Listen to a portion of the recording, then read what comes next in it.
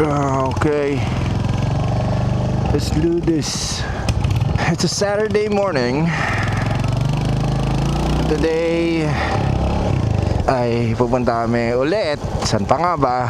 Sa Marilake para mag-breakfast ride. And by the way, I am testing out or using the Osmo Action 5 Pro with two of my DJI Mic 2s. So subukan ko tong setup na to para wala lang, para masubukan ko lang. Pero bago ang lahat, let's roll the intro. Paramount Pro.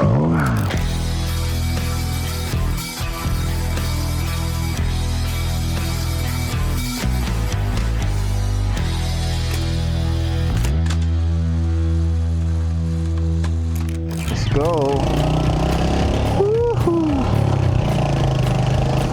Medyo matagal-tagal na rin, no? Simula nung huli naming ride nitong aking mga kaibigan, and medyo punong-puno na rin ako sa stress dahil ilang buwan na rin akong nag-i-edit, no? Nakakulong sa bahay at nag-i-edit.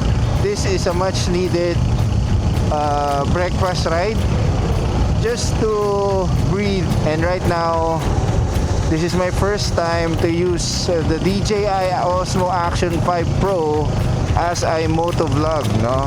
Right now you are seeing this one, the night mode, super night mode. And as I've said earlier, I'm using two of my DJI Mic 2 transmitters. One is clipped here inside my helmet, and the other one is just nakamagnet lang dito. Medyo ano ngayon si Tantoy, nakamagnet lang dito sa malapit sa aking exhaust. So medyo nakakatakot. Pero as I am seeing it now dito sa aking monitor, dahil nakakonig ako sa DJI Mimo app, ayan o, mukhang okay naman tong super night mode nitong DJI Osmo Action 5 Pro. So basically, yun lang. Gusto ko lang subukan itong aking bagong motovlogging setup. Tingnan natin kung gaano ba nito may improve yung storytelling nitong ating motovlog for today. Pupunta na ako dito sa may Shell Pugon para i-meet yung aking mga tropa peeps, ang Brandos. Kaya ayun, halika, samahan nyo ako mga kapatid. Shell Pugon, ang #1 meetup place ng mga magmamarilake. Jesse is here. Right. Oh boy. Ito yung isa. Tinainan ko lang dito. Parang di ako matatahimik dito. Tibay naman yung magnet. Medyo hesitant lang ako talaga. Ewan ko na lang kung di mo pa marinig yung exhaust ko. Ano, Jesse boy? Ang ganda nito ah. Ano yan? Ano to? Action 5 Pro. Ay, syempre naman. Action 5 Pro yan eh. DJI yan eh. Sana magka 360 cam na rin yung DJI, no? Mukhang maganda yung X5 eh. X5. Mas malaki yung sensor niya. 10-bit ba? X5. Parang hindi ata. Ito ang Action 5 Pro, 10-bit to. Di kaya ng Insta360 yung 10-bit ah. Naka-prade ko na rin po si Jesse boy. Yes. Prade ko na po yan. Prade con kami. Noong una hindi siya naka-Predcon eh. Siya nag-recommend ng Predcon, tapos hindi siya nag-Predcon. Lahat kami, 8 kami nag-Predcon, siya lang ang hindi. Ayop na yan. Ngayon nag-Predcon na siya, nahiya na siya. Eto na sila. Let's go. Ayop po. Ayun pa. Ayop pa. Bagong jacket, boy. Ayop po. Ayop po. Okay. Ayan mga kapatid, no? Ride out na kami. Ayan. Sorry, hindi kayo naririnig sa, sa vlog, ha? Medyo magulo yun, eh. Ba't tayo nag-ride ngayon? Uy, e-bike ka. Ang papatayin mo ako. Ang dami ko pa i-edit. Ano, Pards? May gasolina ka ba? Baka magbuti-buti ka na naman ngayon. Full tank daw si Pards, mga kapatid, ha? Kaya hindi siya magbubuti-buti ngayon. Hindi, kaya tayo nag-ride kasi gusto ko subukan tong Osmo Action 5. May reason din. Bako, may asong basa. So ito, medyo may araw na. Again, I am using the DJI Osmo Action 5 Pro dito sa aking helmet cam. And for the audio, I'm using the DJI Mic 2. One is inside my helmet, kaya nyo naririnig ang boses ko. And the other one, nandito sa aking back pocket. Nilipat ko na sa aking back pocket. Medyo natatakot ako pag nandun siya sa may nakamagnet lang eh. Now, to better explain, paano ko nga ba sinetap sa aking helmet para mas ma-visualize nyo, no? Ginawa ko to. So, this is my Action 5 Pro and this is my HJC helmet. Not sure anong model, pero yan. Di na ako gumamit ng adhesive tape para sa helmet ko, no? Like this one, itong Hansi chin mount. Di na ako gumamit niyan kasi mas madali yung ganitong solusyon. This is the DJI chin clamp siya ng DJI mismo. So, ika-clamp mo lang siya dyan. Siyempre, meron siyang ganyan. Ilalagay mo yung iyong mount dito. Yan. And then you have your quick mount there or quick release mount there.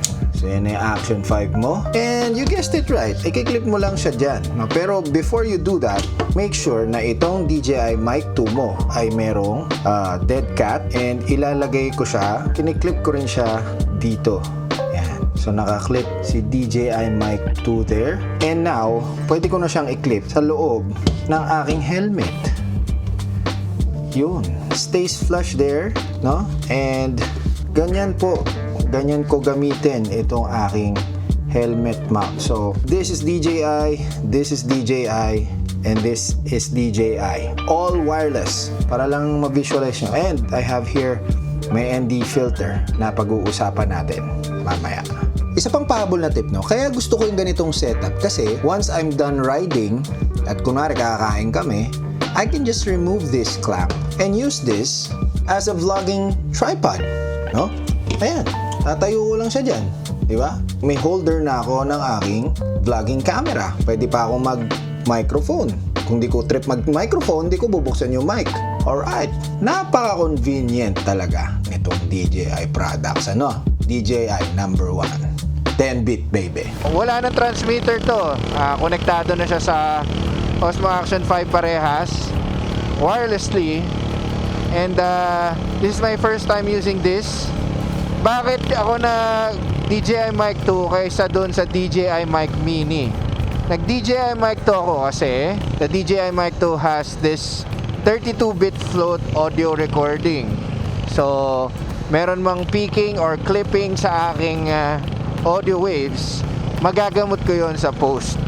So that's why I used this Mic 2 rather than the Mic 3. The Mic Mini pala. Ngayon, ito namang nakikita nyo sa frame na nakakabit dito sa handlebar ko is the Osmo Action 3. Ito, matagal na to sa akin. Kaya yan, kasi ayaw nyo naman na DJI Osmo Action 5 Pro video ito, tapos Insta360 makikita nyo dito. Diba? Pangit naman nun. So ngayon, ang settings ko dito sa aking DJI Osmo Action 5 Pro, ito sa aking helmet cam, ay as follows. Yan, makikita nyo ngayon sa screen nyo yung aking settings. So ngayon, bakit nga kami ng Marilake? Nandito kami ngayon sa Marilake para lang magtanggal ng kate. Pagpag lang ng konti kasi matagal-tagal na nga kami hindi nagra-ride ng tropa. So do 5 lang kami ngayon, si Empoy, si Patch, si Ken at si Jesse Boy. Medyo hindi naman malungkot, no? Pero mas masaya sana syempre pag mas marami kami. Ito kagandahan dito sa setup na to, no? DJI Osmo ecosystem, no? Kapag naka DJI mic ka, yung ecosystem niya ay flawless, no? Seamless yung inyong connectivity. Like this one, hindi ko na kailangan ng receiver ng DJI Mic 2 para lang makonect ko sila sa Osmo Action 5 Pro. Hindi ko na kailangan ng kable at kung ano-ano man. Wirelessly connected ako sa aking cameras at yung aking microphone. Yun maganda sa Osmo Audio ecosystem. Ganda rin dito sa Osmo Action 5 Pro. I'm not sure kung pati sa Osmo Action 4. Itong DJI Mic 2 and DJI Mic Mini, pwede mo i-connect yung dalawang transmitter sa kanila. Yun ang kagandahan din doon. Napaka seamless ng workflow, ng setup. The only problem is walang auto-on function itong DJI Mic 2 and the DJI Mic Mini. Na kapag ka nag-start ako ng recording dito sa aking Osmo Action 5 Pro, mag-auto-on din itong mic 2 ko at saka yung mic mini, no? May auto function pero you won't want that. Hindi mo gusto yun kasi pagka nagtigil ka ng recording at namatay ang Osmo Action 5 Pro mo, mamamatay din yung mic mini or mic 2 mo, which is good to save battery. Pero once nag-on ka or nag-start recording yung inyong Osmo Action 5 Pro, hindi automatic bubukas yung inyong mga mics. So that's the only drawback. So you should disable the auto off function sa inyong mic 2 para the whole time nakabukas lang siya. So anytime na magre-record ka, hindi mamamatay yung mic mo. Wait lang. Nasaan sila? Wait lang ha.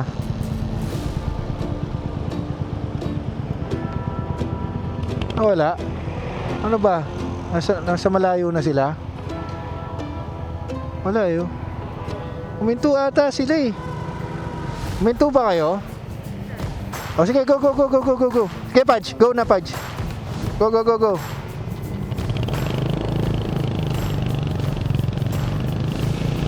Jesse boy. Bilisan mo.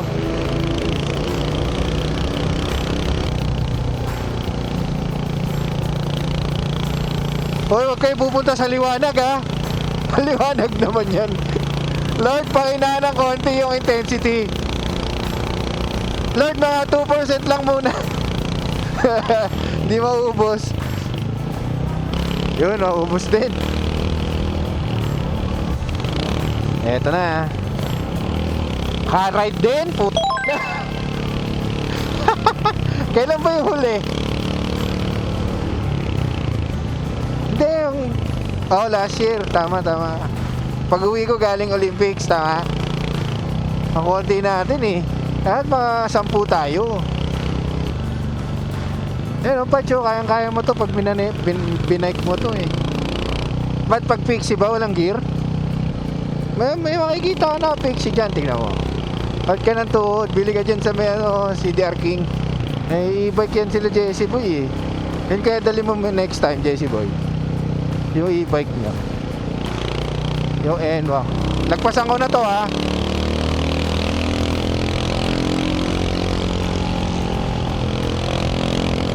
Wala tol, sige, pasok. Tuksok. Okay, wala. All clear. Okay. All clear hanggang dito sa akin. Hanggang dulo, adventure. Banat. Ayan na naman, puta. May kasalubong na ha. Ayan o ha. May kasalubong na, puta. Araw to. May camera, may camera. Tingin. Pitik.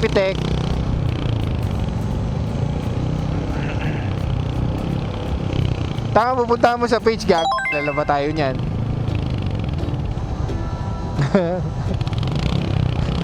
Tatag ka niya, kilala ka ba niyan?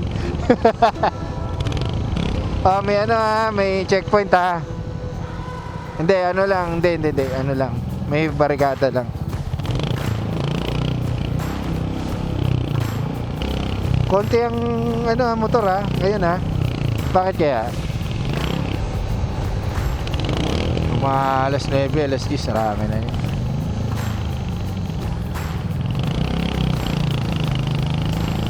Dito yung mga pasikatan eh. Pag tinulak mo ng kamay, huwag mo masyado itulak, baka matulog ka dyan, boy, ah. O humiga ka talaga dyan. Oo. Yeah, yes. Okay, maraming tao, ibig sabihin masarap nga dyan.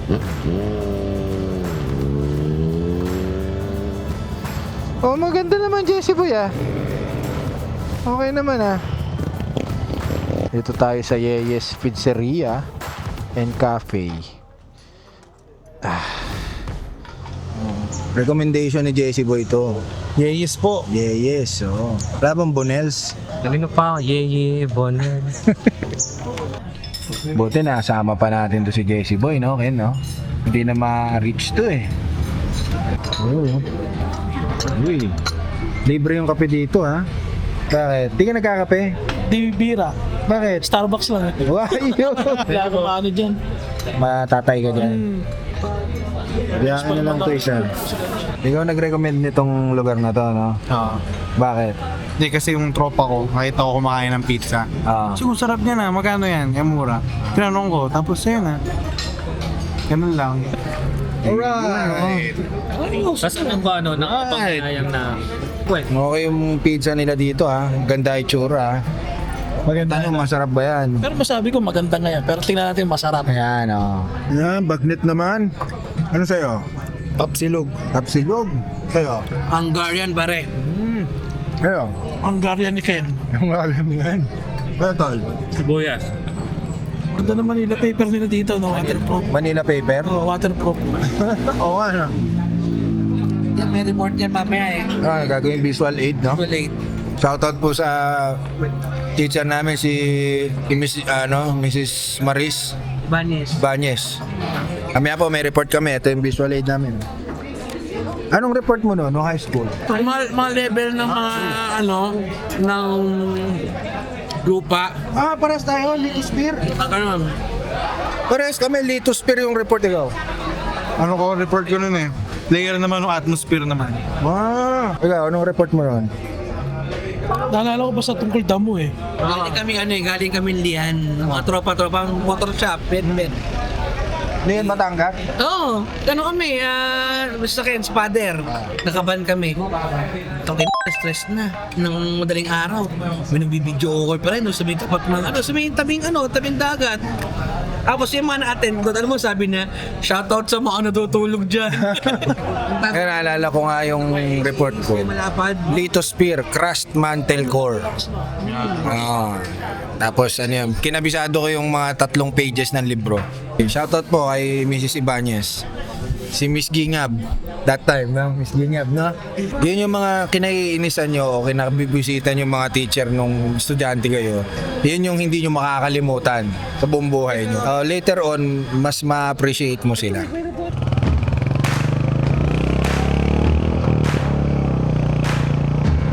Okay. Ayan tayo mga kapatid.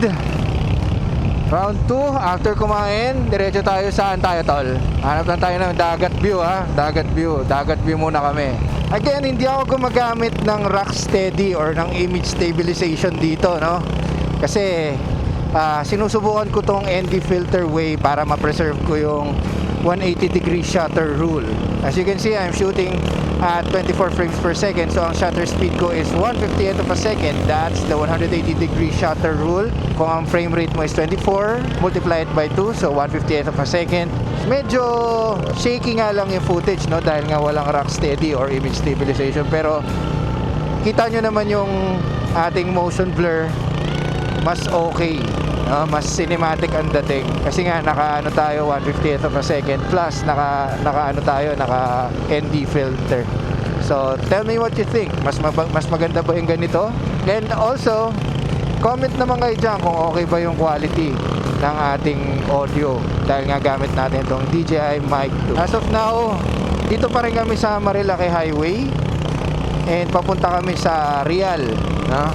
Dahil gusto naming makakita ng dagat para lang ma-break namin yung record ng pinakamalayo namin napuntahan dito sa Marilaki. I just wish na kasama namin yung mga pamilya namin Yan yung mga kasama naming mga may motor din dito, no, sa ride na to, para sana mas marami, mas masaya. Okay na rin yung ganito. At least nakapag ride kami kahit papano. Tapos next year na daw ulit. Salamat po sa mga asawa namin at pinayagan kami ngayong araw na itong mag-ride. Thank you. Yun o, may ano na o, yun na yung Agus River Ken o. Yun o, ganda o. Tingnan natin. Kahit dyan na lang, no?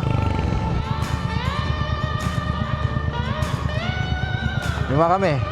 Magkano isa, boss? 20 daw, o di 100. Ta. Boss, 5 kami, ha? Salamat. Pwede ba tayo doon sa may tabi ng ilog mag-park? Oh, sarap, off-road, oh. Woo!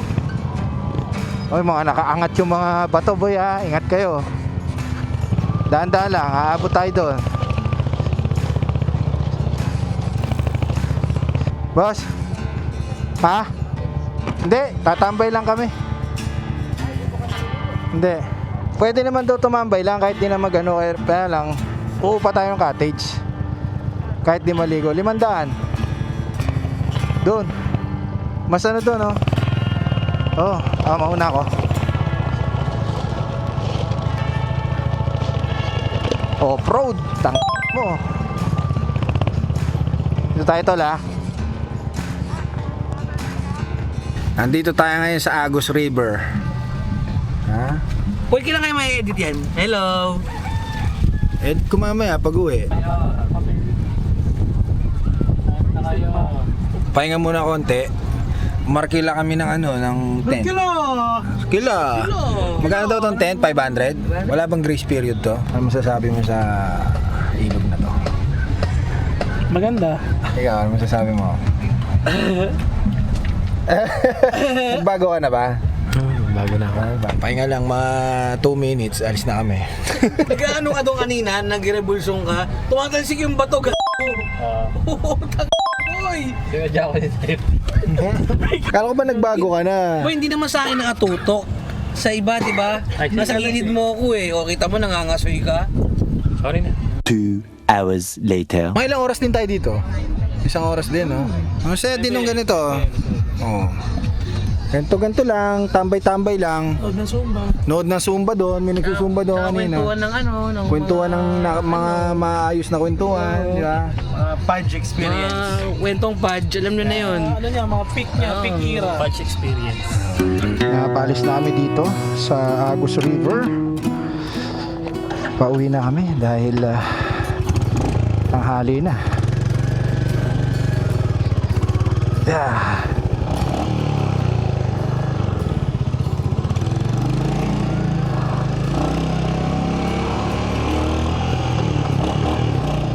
Ayun nga, so baka dito na rin tapusin itong motovlog na to. Maraming salamat sa panonood. Sana nagustuhan nyo itong video na to. Sana natulungan ko kayo kung paano gawing medyo cinematic yung inyong mga motovlogs, no? Special shoutout sa DJI Philippines for sponsoring this video, and of course Artlist.io. Maraming salamat. Kala mo naman maiintindihan ni Artlist to. Pero nga, napakasarap at nakapag-ride ulit kami ng tropa. Napakasarap at nakapag-motor ulit ako dito sa napakagandang kalsada na ito. At maraming salamat din ulit dahil nanood ka. If you like this video, please give it a thumbs up. Subscribe if you haven't already and click that bell as well. Once again, this has been Rhino and Shal. Thank you so much for being here and see you in the next video. Bye guys. Bye. Bye. Ang dumi ng gloves ko. Bye-bye.